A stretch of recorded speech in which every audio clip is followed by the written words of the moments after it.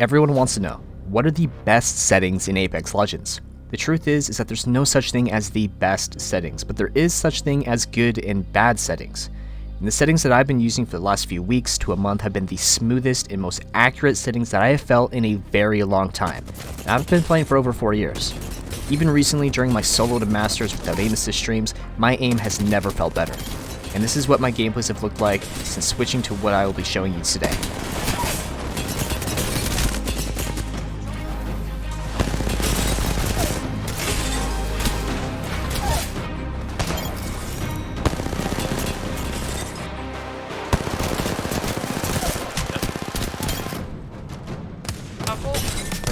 Pretty hard. Had this one. He's lost, bro.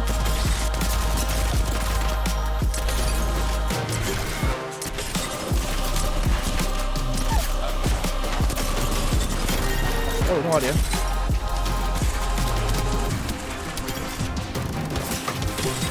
Push harder than that door.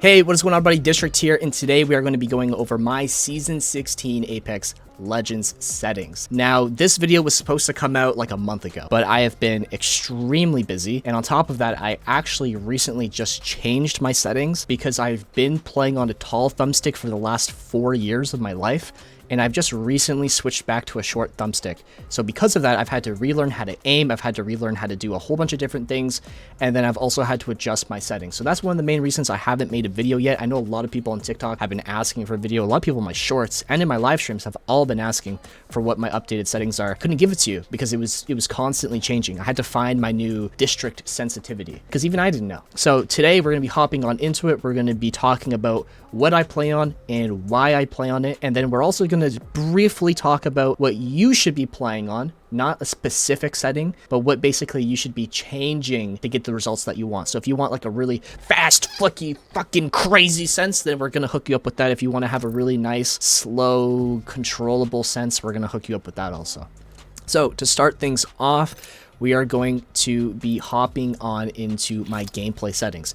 We're going to skim over these really quickly because most of these don't even matter. In-track prompt style should be on compact. Reason why is because if you look at the little prompt that's coming up on your screen, it's very small. It's very compact. On default, holy shit, I can't even see what's in front of me because it is so incredibly large, right? So we want to make sure that that is always on compact. Unless you're a brand new player and you don't know what this, like what the attachment does, just keep it on compact. Button hints does not matter. Crosshair damage feedback does not matter. Damage numbers, 100 million, quadrillion, billion, gajillion % should be on stacking. And I'll show you why. If this is on floating, I really hope you're good at math because that is going to be impossible for you to count how much damage that you've done. Versus if it's on stacking, boom, 143 damage tells you the total amount of damage that you're putting in. That way you don't have to quick math it up.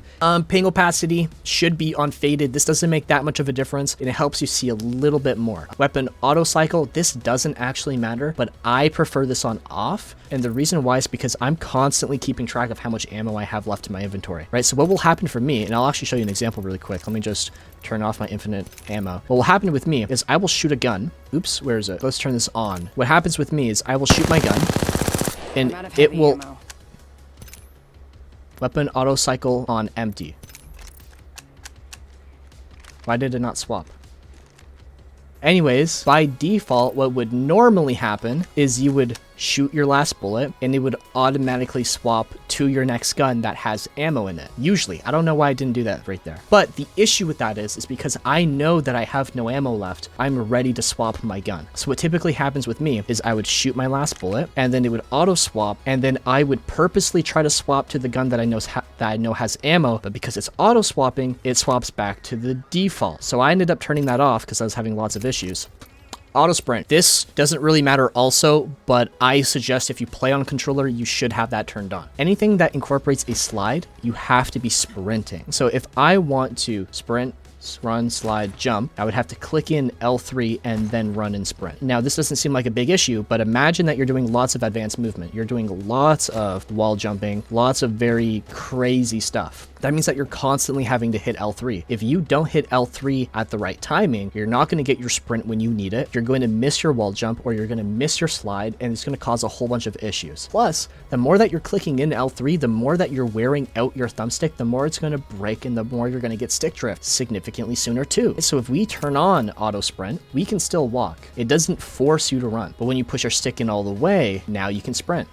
Basically, other than that, the only other setting that's actually important to change is taking damage closes death box menu. The reason why you want to have this setting turned off is because if you are inside of a death box and you go to grab an armor swap and then somebody shoots you, it's going to kick you out of the box before you can grab that swap. But if we have that taking damage closes death box menu turned off, what will happen is you'll go to get the armor swap, you'll get hit for a bullet, you'll grab the swap, and then you'll get right back into that gunfight, and you'll be able to save the day and go capture the princess. Hey guys, before we hop into my controller settings, I just want to point out something that I think is actually really important. I switched to PC back in Season 12, and when I was playing on console hitting Apex Predator, I noticed something that was really unfortunate. Console sadly has a terrible issue with input delay. From the time you pull your stick to control the recoil to the time it actually registers in-game is incredibly slow compared to PC. This is why I was determined to make the switch. Not only does playing the game feel 100 times more responsive, smooth, and fun, but my performance actually went up in my movement and my aiming, like almost instantly. On top of that, making content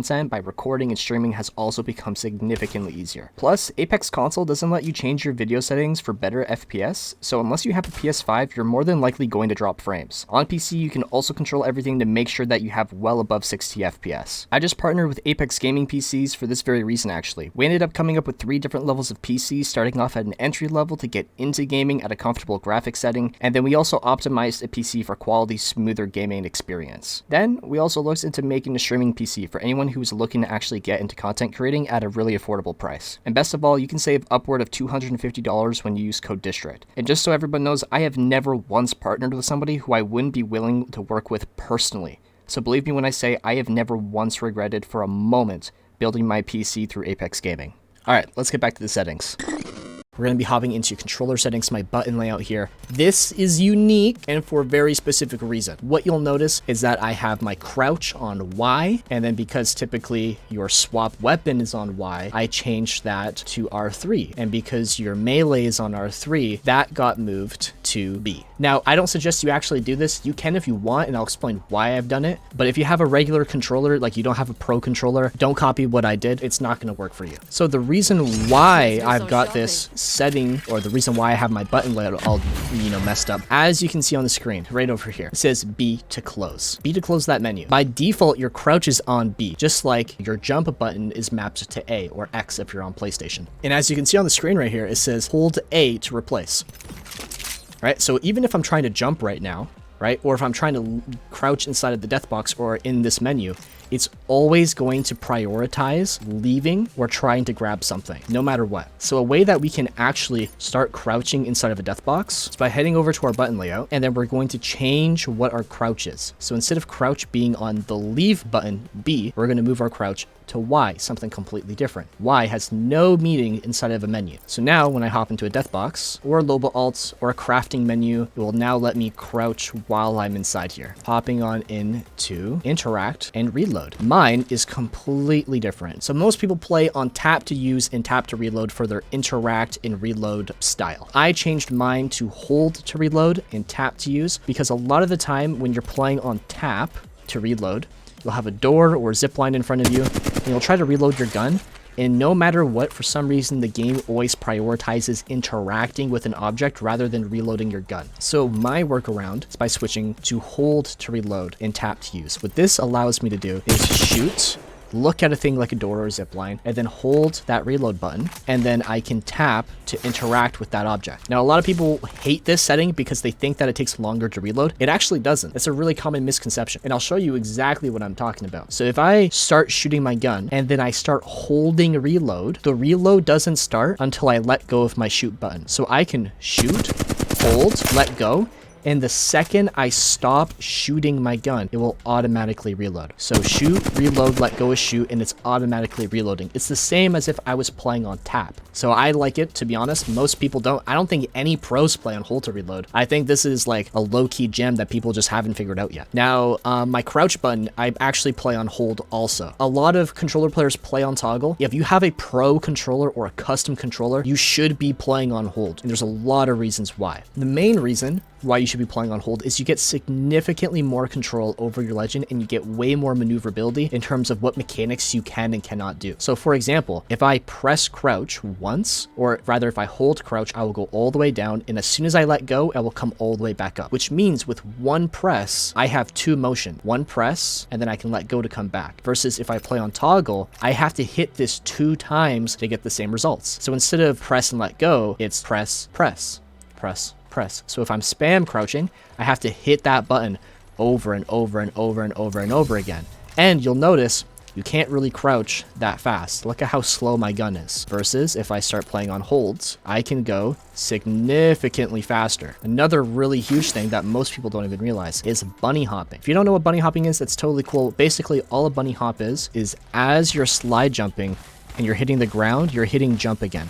And what this is doing is it's keeping all of your momentum, right? And the reason why you would want to do this is if somebody is shooting you and you're running, it slows you down and you can't run as fast. But you only get slowed when you're running. So if I can bunny hop like this, and they start shooting me, I'm not going to lose any speed because I'm not running. I'm in a crouch, or I'm in a slide that's being continued by a jump. So that's why I really like to play on hold, because it gives you so much more control over what your legend is actually doing. And again, if you play on hold, it's going to force you to take your thumb off the stick a lot more because you're holding down on that crouch button. So this is why I only suggest you play on hold if you have a pro controller. Now, the pro controller that I choose to go with, this isn't actually the one I'm using right now. The one I'm using is actually plugged in on my lap, but this is one of the main controllers that I'm using. This is a pro custom build from Cinch Gaming. This controller right here, as you can see, has these 4 beautiful tactile buttons built into the back of the controller. As well, it comes with digital triggers, right? So just like a mouse click, right? It's a button. It's not a trigger that you pull all the way down. This means that you can click this significantly faster compared to if it was a regular trigger, because you don't have to pull it all the way, and it's just more comfortable. Another awesome thing about this controller here is that the thumbsticks are completely swappable. We'll kind of get into this in a different video, but if you want a tall thumbstick, or if you want a short thumbstick, or if you want a domed or a concave, one that goes in like a U versus a dome, right? You can just swap these thumbsticks out whenever you want, super quick. Pop it off, take another one, pop it right back on, boom, you're good to go, start gaming again. So if you guys want to check out Cinch, I'll leave a link in the description down below. You guys can go check it out. You can also click on that link and save yourself, I think it's anywhere from 10 to 5%. I want to say 10, but it might be 5 right now, I'm not too sure. Also, awesome thing about Cinch that I don't see any other pro controllers doing, or like custom controller companies doing, is you can send in your own controller and they will mod it for you. So instead of paying an extra $90 or like $70 for a brand new controller from Cinch, you send in your own controller, you mail it to them, and they will save you that $90 or however much money it is, and they just mod your own controller. So that's a great way to save money right there if you want to kick up your gameplay to the next level.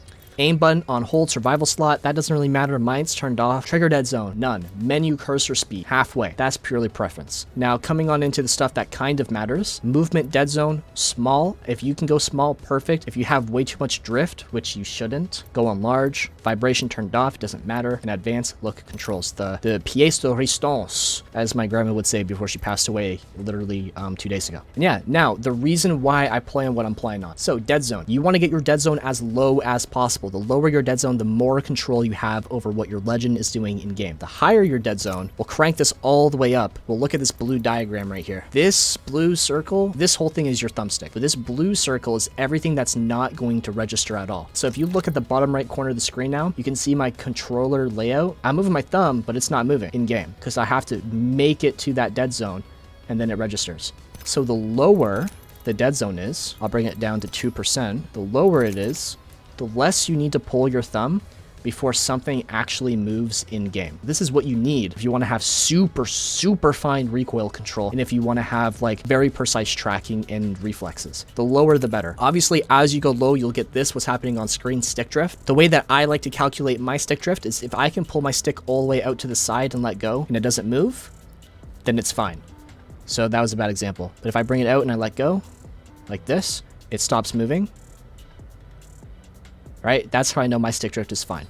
Outer threshold. I used to play on 2%. I just increased it ever so slightly to 3%. I don't know why. It feels more comfortable for me. It feels too slow on 2%. For me, 3% is nice. I'm going to leave it on 3. Response curve. This is one of the most important settings. Not that you have to copy it, but it's the most important setting in how it affects your game. For example, we're going to look at this bottom right diagram. This is your acceleration, right? How fast your controller goes from 0 to 100. Think of your sensitivity as the speed. So instead of going from 0 to 100, you can go 0 to 500. It's what you can reach. But the response curve is how fast or how long it takes you to reach that speed. So 0% is the fastest, 30% is the highest. We'll look at this diagram right here, right? So like I said, this is your acceleration. This shit over here, as you can see, the higher it goes, the less it responds in the beginning, the slower you accelerate. So right now you can see it's not accelerating at all. And then you get over here, it accelerates really slow and then it just goes crazy at the end. Versus as we get lower and lower and lower response curve, what happens is you start getting more action in the smaller movements of your thumbstick. This over here is like you haven't pulled your stick at all. This is the max. So the smaller movements get a lot more reaction, right? And then as you go up, it doesn't react as fast, right? So the middle pulls are smoother, the end pulls are smooth,